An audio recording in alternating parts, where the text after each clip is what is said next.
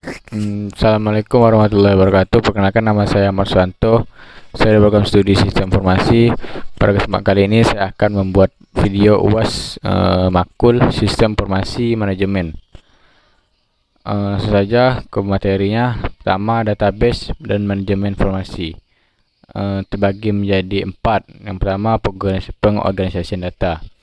Agar dapat beroperasi, perusahaan harus berurusan dengan banyak potongan-potongan informasi yang berbeda tentang suppliers, customers, karyawan, invoice dan pembayaran, dan tentu saja tentang produk dan layanan mereka. Sistem komputer mengelola data dalam hierarki yang dimulai dengan bit dan byte dan berkembang menjadi file, record, file, dan database.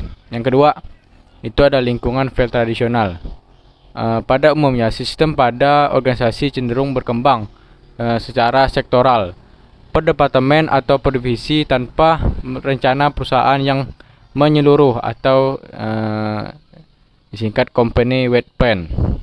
Ada beberapa masalah pada lingkungan file tradisional. Yang pertama ada data redundancy, yang kedua ada program data, yang ketiga ada lack of, yang keempat ada poor security, dan yang terakhir ada lack of data sharing and availability. Yang ketiga, pendekatan database ke manajemen data terbagi lagi menjadi beberapa, yaitu database management system, DBMS. DBMS ialah perangkat lunak yang dirancang secara khusus untuk mengelola database secara efisien. Dengan DBMS dimungkinkan untuk membangun data yang terpusat dan memberikan akses ke aplikasi ke data yang disimpan. Yang kedua ada DBMS memecahkan masalah pada lingkungan file tradisional.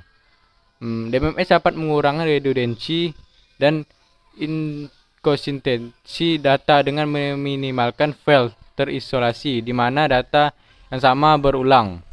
Yang ketiga ada relational DBMS.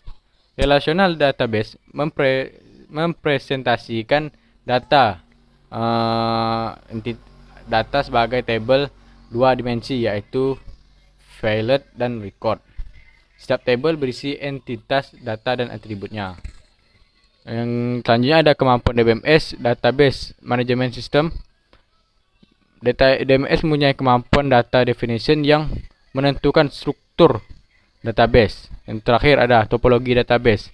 Terbagi menjadi dua, centrals dan distributes. Centrals menyimpan semua file dalam satu lokasi fisik. Platform database utama terdiri dari file database yang terpusat pada komputer mainframe yang besar. Yang selanjutnya ada distributed. Ada dua jenis replicate, yaitu menyimpan salinan lengkap atau replika seluruh database di beberapa lokasi, dan petrolate. Masing-masing lokasi memiliki sebagian database sehingga bisnis yang memenuhi kebutuhan pengguna lokal. Yang terakhir itu ada memanfaatkan database untuk meningkatkan kinerja bisnis dan pengambilan keputusan. Database saat ini fungsinya bukan hanya sebagai mencatat transaksi dasar seperti pembayaran ke pemasok, pendaftaran order, pembayaran gaji ke pegawai, namun database juga digunakan untuk mendapatkan informasi yang membantu perusahaan yang lebih efisien dan membantu para manajer dalam mengambil keputusan. Lanjut ke materi kedua, yaitu sistem pendukung keputusan. Terbagi menjadi 4 materi. Yang pertama ada berbagai macam jenis keputusan. Berbagai macam jenis keputusan itu ada structured decision, unstructured decision, dan semi-structured decision. Structured decision ialah keputusan yang berulang-ulang dan rutin dan memiliki solusi yang standar berdasarkan analisis kuantitatif. Yang kedua, unstructured decision ialah keputusan yang masih harus memberikan penilaian, evaluasi, dan wawasan untuk memecahkan suatu masalah. Setiap keputusan ini adalah novel, penting, dan tidak rutin, dan tidak ada prosedur yang dapat diterapkan. Semi-structured decision Sebagian besar keputusan bisnis bersifat semi terstruktur yang membutuhkan kombinasi antara prosedur solusi standar dan penilaian individu. Yang kedua, proses pengambilan keputusan. Herbert Alexander Simon menulis teori of Huffman decision making yang mengidentifikasi ada 4 tahap dalam pengambilan keputusan, yaitu intelligence, design, choice, dan implementation. Intelligence itu terdiri dari aktivitas mendefinisikan masalah, dan design mengidentifikasi berbagai opsi solusi yang mungkin. Choice memilih satu opsi dari beberapa pilihan solusi yang ada, dan terakhir implementation menjalankan solusi yang sudah dipilih dan memantau seberapa baik solusi yang dipilih dapat bekerja. Terus manajer pengambilan keputusan. Miss Beck menemukan bahwa peran manajer dapat dibagi menjadi 3 kategori, yaitu interpersonal roles, informational roles, dan decisional roles. Yang ketiga, business intelligence dan business analytics. Lingkungan business intelligence menyoroti berbagai macam perangkat keras, perangkat lunak, dan kemampuan manajemen. Ada 6 unsur dalam lingkungan business intelligence yang vendor tawarkan dan perusahaan kembangkan dari waktu ke waktu, yaitu ada data dari business environment, terus infrastruktur BI, business analytic toolset, managerial user and method, terus delivery platform, dan user interface. Yang keempat, sistem pendukung keputusan untuk manajer operasional, menengah, dan senior. Manajer operasional dan manajer menengah umumnya mempunyai tanggung jawab untuk memantau kinerja aspek-aspek kunci dari bisnis. Keputusan yang mereka buat sebagian besar adalah terstruktur. MIS dikembangkan dengan tujuan untuk mendukung keputusan yang bersifat terstruktur, dan output utama MIS adalah laporan rutin produksi. Lanjut ke materi yang ketiga, yaitu komputasi bergerak dan perdagangan. Komputasi bergerak dan perdagangan terbagi menjadi 4. Yang pertama ada teknologi komputasi bergerak. Komputer bergerak, mobile computing merupakan sekumpulan perangkat keras hardware, perangkat lunak software, dan data yang mudah dipindahkan dari satu lokasi ke lokasi yang lain. Ada 3 pilar teknologi komputasi bergerak, yaitu perangkat komputasi bergerak, sistem operasi, dan perangkat lunak komputasi bergerak, dan jaringan dan kabel. Yang pertama, perangkat komputasi bergerak. Itu ada laptop standar, notebook, netbook, ultratin, tablet PC, dan smartphone. Sedangkan terus sistem operasi dan perangkat lunak komputasi bergerak itu ada iOS, Windows Mobile OS, Android OS, dan yang terakhir jaringan dan kabelnya, jaringan area lokal kabel atau Wi-Fi, dan 3G dan 4G network. Yang kedua, mobile financial service atau disingkat MFS. Mobile banking adalah transaksi perbankan dan kegiatan lainnya yang terkait menggunakan perangkat seluler. Bank dan lembaga keuangan lainnya memungkinkan pelanggan menggunakan perangkat seluler secara luas untuk berbagai layanan. Layanan mobile banking yang paling umum ialah peringatan akun, peringatan keamanan, pengingat, saldo akun, pembaruan dan sejarah, layanan pelanggan melalui seluler, dan informasi lokasi cabang atau ATM. Terus pembayaran tagihan, misalnya tagihan utilitas, terus pengiriman pembayaran online oleh agen aman dan aplikasi klien ponsel. Terus transfer dana, verifikasi transaksi, dan terakhir peringatan hipotek. Yang ketiga, belanja hiburan dan iklan bergerak. Belanja bergerak. Aplikasi perdagangan bergerak (BDC) berkembang di beberapa area belanja retail untuk produk dan layanan. Hiburan berjalan, game berjalan, layanan perjalanan dan perhotelan, dan penjualan konten digital, misalnya musik, berita, video, film, atau game. Terus ada hiburan bergerak. Mobile entertainment berkembang di perangkat nirkabel.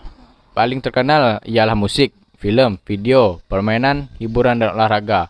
Penggemar olahraga menikmati sejumlah besar aplikasi dan layanan di ponsel mereka. Ada aplikasi untuk memeriksa skor pertandingan, melacak pembaruan berita tentang atlet tertentu, tim atau olahraga. Banyak game yang berhubungan dengan olahraga seperti mobil golf dan aplikasi trivia olahraga yang tersedia secara luas. Terus iklan bergerak. Smartphone yang diaktifkan dengan kemampuan GPS dapat menyampaikan informasi tentang lokasi pengguna pada pengiklan. Informasi ini dapat digunakan bersama dengan preferensi pengguna atau kebiasaan berlancar. Untuk mengirim pesan iklan khusus pengguna ke perangkat seluler, iklan juga dapat sensitif terhadap lokasi, memberikan informasi tentang mall, toko, dan restoran yang dekat dengan calon pembeli. Pesan SMS dapat digunakan untuk mengirimkan iklan jenis ini ke ponsel. Banyak perusahaan memanfaatkan targeted advertising. Yang keempat, layanan berbasis lokasi dan perdagangan. Location based commerce atau disingkat e-commerce mengacu pada pengiriman iklan, produk atau layanan kepada pelanggan yang lokasinya diketahui pada waktu tertentu, juga dikenal sebagai layanan berbasis lokasi. Layanan e-commerce mempunyai dasar 5 konsep, yaitu lokasi, navigasi, pelacakan, pemetaan, dan waktu. Teknologi e-commerce menyediakan layanan berbasis lokasi membutuhkan teknologi jaringan berbasis lokasi seperti position, mobile position center, location basis teknologi, geographic content, location specific content, dan global positioning system. Lanjut ke materi keempat, yaitu hak kekayaan intelektual dalam sistem informasi. Terbagi menjadi 4 materi. Yang pertama, hak kekayaan intelektual atau disingkat haki dan sistem informasi. Hak kekayaan intelektual atau haki atau intellectual property rights disingkat IPR ialah hak yang timbul bagi hasil oleh pikir yang menghasilkan suatu produk atau proses yang berguna untuk manusia. Tantangan bagi hak kekayaan intelektual yaitu ada hak cipta, masa berlaku pelindungan hak cipta, hak merek, masa berlaku pelindungan hak merek, hak paten, dan yang terakhir masa berlaku monopoli eksklusif paten. Yang kedua, pembajakan perangkat lunak. Pembajakan perangkat lunak tersebar luas oleh karyawan perusahaan sendiri telah dapat menghasilkan tuntutan hukum oleh software publishers association, asosiasi penerbit perangkat lunak, yaitu asosiasi industri pengembang perangkat lunak terhadap perusahaan besar yang memungkinkan penyalinan tidak sah program mereka. Yang ketiga, pencurian hak intelektual. Pencurian kekayaan intelektual lain yang oleh pengadilan dianggap ilegal terjadi dalam bentuk pelanggaran materi yang dilindungi oleh hak cipta seperti lagu, movie, foto, artikel, buku, dan karya tulis lainnya. Versi digital dapat dengan mudah ditangkap oleh komputer, sistem, dan tersedia bagi orang untuk mengakses atau mengunduh di internet, atau dapat dengan disebarkan sebagai lampiran file melalui email. Beberapa aplikasi P2P yang sangat populer antara lain Torrent, BitTorrent, Sareza. Beberapa penyediaan online musik berbayar antara lain iTunes, Amazon MP3, dan Spotify. Yang keempat, kasus-kasus pelanggaran hak cipta dalam bidang teknologi informasi. Kasus besar yang paling populer mengenai pelanggaran hak cipta pernah terjadi antara dua vendor besar, yakni Apple dan Microsoft. Persidangan kasusnya sempat viral dan menjadi perhatian publik. Lanjut ke materi kelima, yaitu melindungi sistem informasi. Ada 4 materi. Yang pertama, sistem informasi yang rentan terhadap kerusakan, kesalahan, dan penyalahgunaan. Kerentanan internet. Komputer yang terhubung ke internet akan lebih mudah untuk penetrasi oleh pihak luar karena menggunakan alamat internet tetap atau fixed address yang dapat dengan mudah diidentifikasi. Terus ada perangkat lunak berbahaya. Malware adalah sebutan untuk perangkat lunak berbahaya dan turunannya seperti worm, Trojan horse, dan virus komputer. Virus komputer ialah program jahat yang menempel pada program lain atau file data saat dieksekusi. Yang kedua, hacker dan kejahatan komputer. Hacking, peretasan adalah tindakan yang dilakukan oleh penyusup dengan mengakses sistem komputer Anda tanpa izin. Hackers atau orang-orang yang melakukan hacking pada dasarnya ialah pemrogram komputer yang memiliki keterampilan tingkat ahli dalam satu program perangkat lunak atau bahasa pemrograman tertentu. Berikut beberapa teknik yang digunakan oleh hackers untuk menembus sistem komputer melalui internet. Yang pertama ada SQL injection, terus ada depth of FTP password, terus ada cross-site scripting. Yang ketiga, kerangka kerja untuk pengamanan dan pengendalian sistem informasi. Yang pertama ada keamanan sistem informasi, yang kedua ada kontrol sistem informasi, yang ketiga ada penilaian risiko, yang keempat ada kebijakan keamanan, yang kelima ada metodologi untuk memastikan kesinambungan bisnis, dan yang terakhir ada peran audit. Terus yang keempat, nilai bisnis dari keamanan dan kontrol sistem informasi. Satu studi memperkirakan bahwa ketika keamanan perusahaan besar terganggu, perusahaan kehilangan sekitar 2,1% dari nilai pasar dalam waktu 2 hari dari pelanggaran keamanan yang diterjemahkan ke dalam kerugian rata-rata 1,65 miliar dolar. Pasar saham, nilai perkejadian. Lanjut ke materi yang terakhir, membangun dan mengelola sistem. Membangun dan mengelola sistem terbagi menjadi 4 materi. Yang pertama, pengembangan sistem dan perubahan organisasi. Teknologi sistem informasi dapat mendorong berbagai perubahan organisasi, masing-masing membawa risiko dan imbalan yang berbeda. Yang pertama, automation. Yang kedua, rationalization of procedure. Yang ketiga, business process redesign. Yang terakhir, paradigm shift. Yang kedua, metodologi pengembangan sistem. Metodologi SDLC ini masih memisahkan divisi kerja antara pengguna akhir dan spesialis sistem informasi yang bertanggung jawab untuk melakukan analisis sistem, desain sistem, dan pembangunan sistem. Sedangkan pengguna akhir hanya perlu untuk menentukan proses bisnis dan informasi yang dikehendaki. Terus ketiga, pendekatan alternatif dalam pembangunan sistem. Organisasi mempunyai masalah yang berbeda-beda, sehingga membutuhkan sistem informasi yang berbeda dalam hal ukuran dan kompleksitas teknologi yang akan digunakan. Beberapa pendekatan pengembangan sistem telah dikembangkan untuk menangani perbedaan-perbedaan ini, yaitu prototyping, end user development, application package, dan outsourcing. Yang terakhir, pendekatan baru pengembangan sistem. Perusahaan mulai menggunakan proses pengembangan yang lebih pendek dan lebih informal yang dapat memberikan solusi dengan cepat. Selain menggunakan paket perangkat lunak dan penyedia layanan eksternal, bisnis mengandalkan lebih banyak pada fast cycle tekniknya sebagai berikut, yaitu rapid application development atau disingkat RAD, terus agile development, terus ada component based development, yang terakhir ada web service and service oriented computer. Mungkin sekian penjelasan dari saya. Mohon maaf jika ada kata-kata saya yang salah.